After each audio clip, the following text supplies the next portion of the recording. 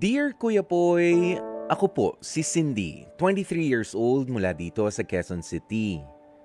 Currently may boyfriend po ako na itago na lamang natin sa pangalang Aaron.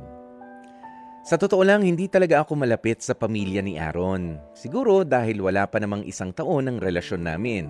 Kaya hanggang ngayon ay ganoon pa rin ang pakiramdam ko. Kaya nga laking pagtataka ko nang bigla akong imbitahan sa birthday party ng pinsan niya.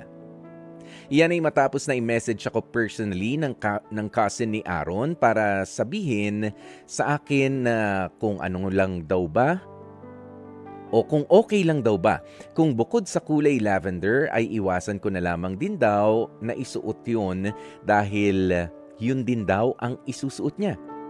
Wala namang naging problema sa akin yun, Kuya Poy.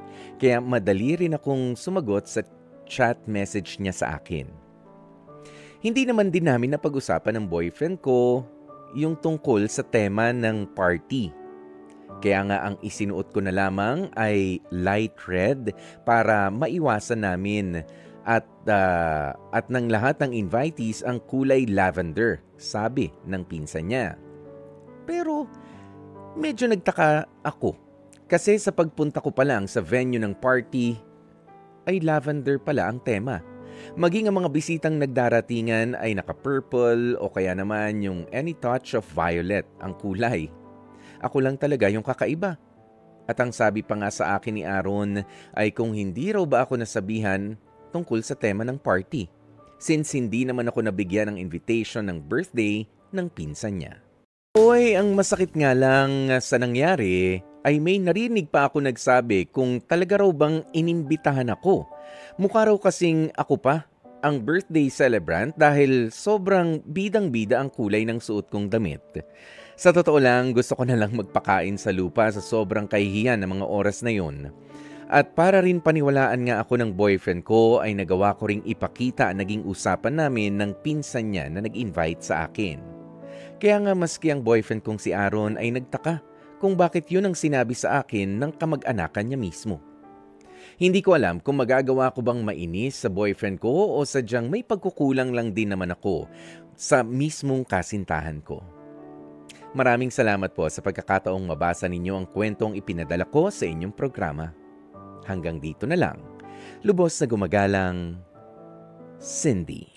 Ano ba yan? Kung iisipin mo, no, dito sa imbitasyon ng pinsan ng jowa mo ay kumbaga parang nilaglag ka, gusto kang ipahiya. Well, ayoko na lang isipin na gano'n. Sabi mo nga nung una pa lang sa parte ng iyong kwento ay hindi kayo close ng mga kamag-anakan pa nitong si Aaron ng boyfriend mo. Just give her the benefit of the doubt. Oo, dun sa pinsan niya, unawain mo na lang, baka nalilito lang rin, o baka naman she means well, baka napagbaliktad, ganun na lang, or kausapin mo.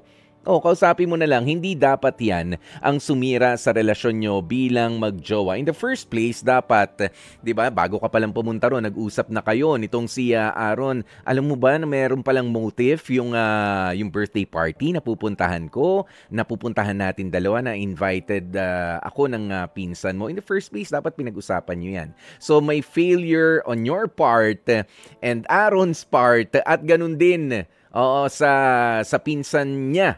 Okay, yun na lamang ang isipin mo. Just give her the benefit of the doubt. Kailangan mo ba magtampo? Wag na muna hanggat hindi mo naman nalalaman kung ano ang intensyon. Pwede kasing nalito lang rin naman talaga yung tao. At nako, kapag kasi inisip mo na ay nilaglag ako nito, gusto ako mapahiya sa ganung klase ng okasyon, isipin mo rin bakit ka naman ipapahiya sa ganung klase ng okasyon. It's her special day. Hindi ka naman meron ka bang ginawa sa pamilya nila na hindi maganda? I don't think so. Okay, talagang meron lang pagkakamali doon sa parte niya ng imbita, sa iyo na naimbitahan at sa inyong magjowa mismo. Dapat ay ayusin nyo ang inyong komunikasyon. Okay, bago, lalo na, pwede naman, ay ganito nga pala ang motive, ano? Tama ba? Pwede mo namang i-confirm in the first place. Okay, so wag problemahin ang mga hindi naman problema. Nangyari na ang dapat mangyari, may maririnig ka, pero palampasin na lamang yan. Kailangan makisama, mahal mo si Aaron, kaya mo siya tinanggap bilang karelasyon, tanggapin mo rin na hindi naman perpekto ang mga taong nasa paligid niya. Tsaka bakit mo naman gugustuhin na i-please ang lahat ng mga kamag-anakan niya?